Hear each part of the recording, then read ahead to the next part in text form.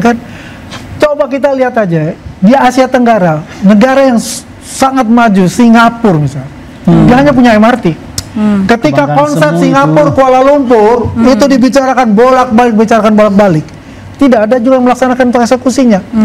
Karena mereka tidak punya keberanian untuk melakukan itu. Karena mereka waras. Ya. Anda masih diinterupsi, pemirsa. Awal pembahasan kereta cepat ini di DPR banyak pro dan kontra, tapi akhirnya disetujui. Banyak pejabat juga yang tidak setuju, tapi akan diikat. Salah satu contohnya adalah Ignatius Jonan, mantan menteri. Ya. Pendapat Anda seperti apa, Bang Andi? Iya, saya melihat waktu pertarungan itu memang tarik-menariknya cukup kuat. Tapi biar bagaimanapun untuk demi bangsa dan negara, ya itu kan akhirnya ada satu keputusan untuk di DPR itu, ya kan, pelaksanaan itu. Jadi kalau kita melihat ya, katanya Bung Ferdinand 2015 Ibu Mega mengatakan bahayanya adanya WUS itu gitu kan. Padahal kan yang getol-getol kan partainya beliau juga, ya kan. Jadi pada dasarnya apa yang telah dilakukan ini adalah keberanian yang dibutuhkan.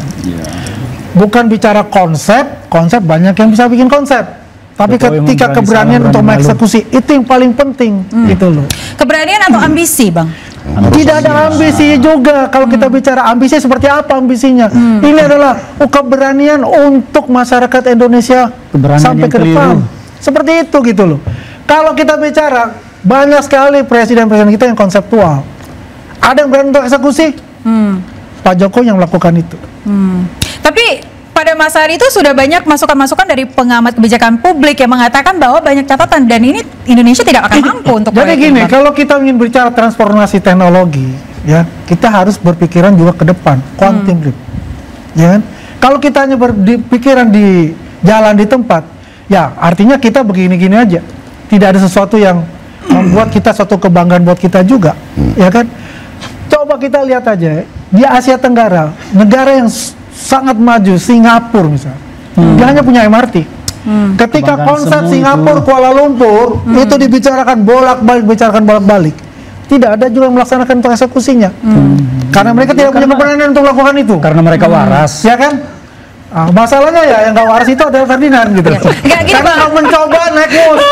Tapi kan bilang WUSnya jelek, tapi nggak pernah mencoba naik WUS. Itu masalah buat saya itu. Keberanian yang Oke, Bang Andi, tapi kan kata statementnya Presiden Jokowi adalah pro rakyat begitu ya. Tapi banyak wilayah-wilayah yang justru lebih membutuhkan transportasi umum. Misalnya, kita bicara gini ya. Kenapa harus Jakarta-Bandung? Gini, Jakarta-Bandung ditentukan itu pasti mempunyai pemikiran-pemikiran jangka panjang, ya. Bukan hanya pemikiran bahwa itu hanya Jakarta-Bandung tok, bukan. Konektivitas untuk daerah selatan, daerah yang miskin loh, itu perlu diperhatikan juga. Katakanlah ya, misalnya begini, Jakarta-Bandung, Bandung-Tasik, Tasik misalnya ke mana? Ke Purwokerto nyambung, terus ke selatan, Jogja, Solo dan sebagainya. Konektivitas daerah selatan itu akhirnya berjalan. Ekonomi daerah selatan itu yang dibilang itu agak tertinggal, itu akan bertumbuh di situ.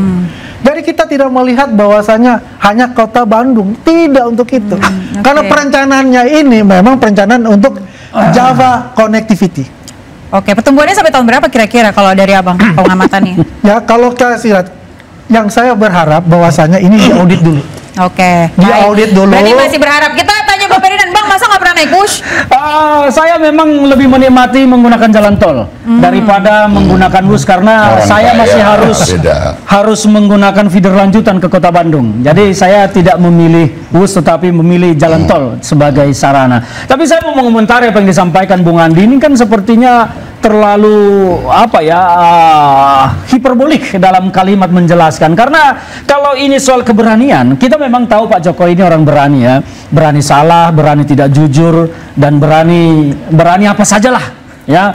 Kalau kita berbicara tentang keberpihakan kepada rakyat, seharusnya Pak Jokowi itu mengutamakan membangun jembatan anak sekolah itu pergi sekolah tidak menyeberangi sungai basah-basah, ya, supaya desa-desa di daerah itu semuanya aktivitas mereka membawa hasil kebunnya ke pasar lancar. Karena kita tidak melihat WUS ini masuk dalam skala prioritas. Mereka ini kan bertahan bahwa ini seolah-olah menjadi kebutuhan bangsa.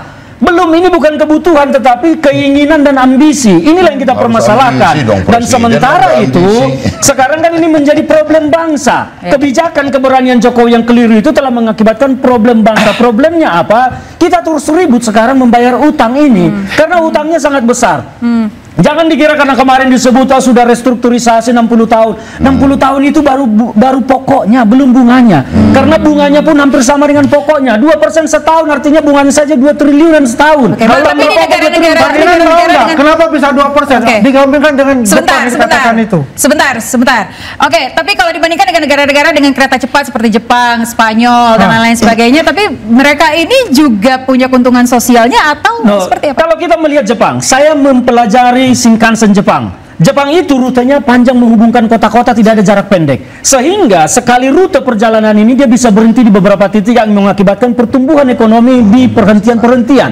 Nah, kalau Jakarta Bandung ini mau berhenti berapa kali kereta cepat? Mau berhenti 3 kali, 4 kali? Yuk ngapain kereta cepat? Kenapa nggak jogging aja, lari-lari? Jadi kalau rutenya panjang seperti Shinkansen, ya, itu akhirnya menghubungkan kota Tokyo kemana dan 4 kota pada umumnya, itu pertumbuhan ekonomi di daerah yang perhentiannya menjadi tumbuh. Dan kita juga harus melihat kebiasaan masyarakat Jepang itu dalam menggunakan pola transportasi.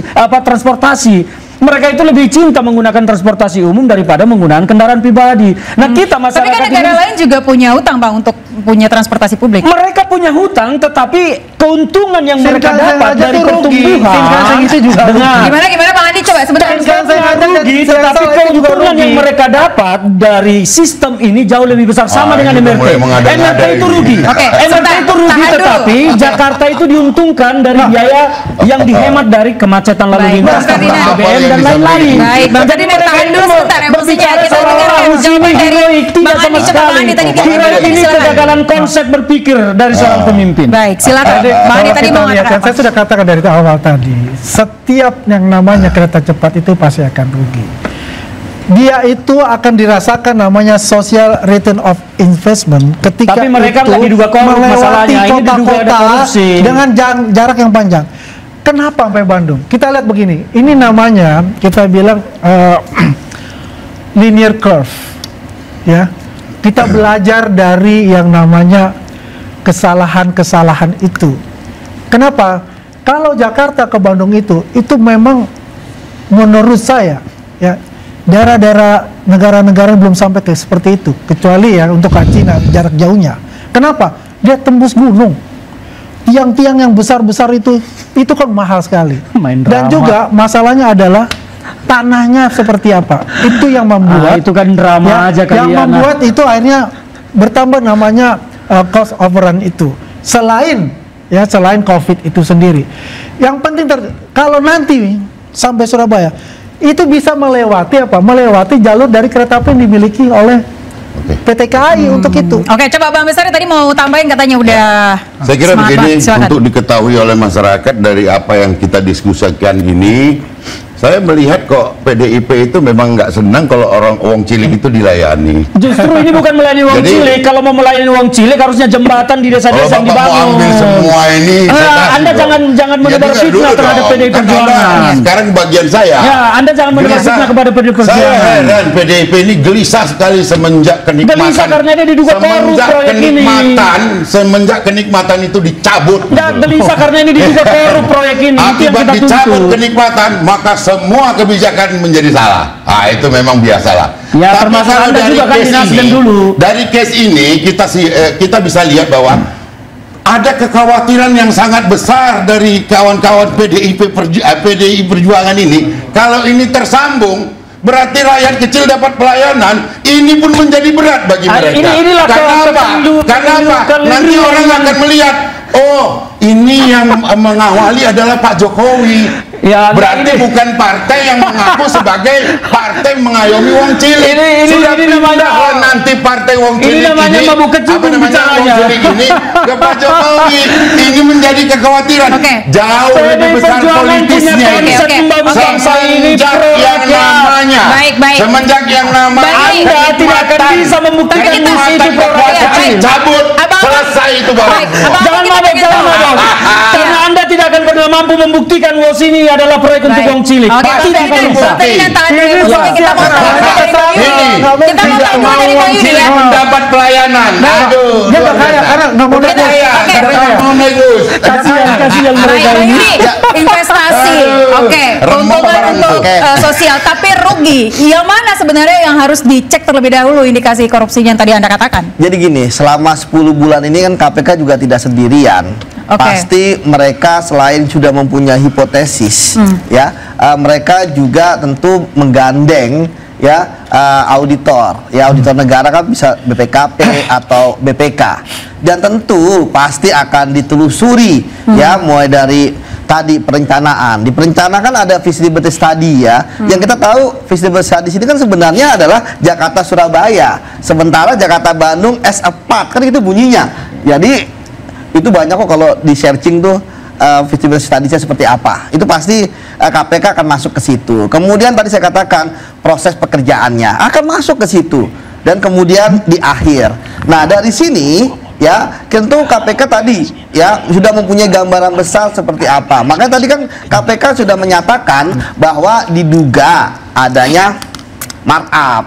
Nah, masalahnya sekarang ini kan kemarin KPK ditantang keberaniannya, dan KPK sudah menyatakan sudah menyelidiki, dan saya yakin ya, karena teman-teman saya yang bekerja di KPK itu, saya yakin ya kasus ini tentu karena KPK sudah mengatakan ada markup, pasti udah punya basis data yang baik ya, dari orang-orang yang dimintai keterangan, dari dokumen data yang dimiliki KPK. Cuman juga saya harus mengingatkan juga, jangan sampai nanti ketika KPK pun naikin penyidikan dan kemudian ada tersangka yang ditetapkan, jangan sampai ada ketidakpuasan, loh kok malah yang itu gitu kan.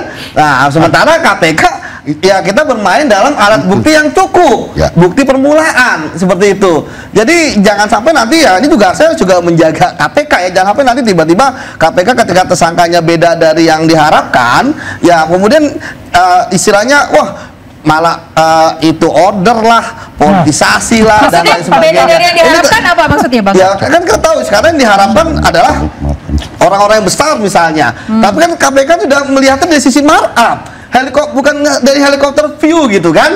Ya kan saya sebagai pengalaman saya, kalau udah markup ya pelakunya bukan orang yang dari kebijakan sampai ke proses ya, tapi kalau kita markup berarti adalah orang-orang yang terkait dengan teknis.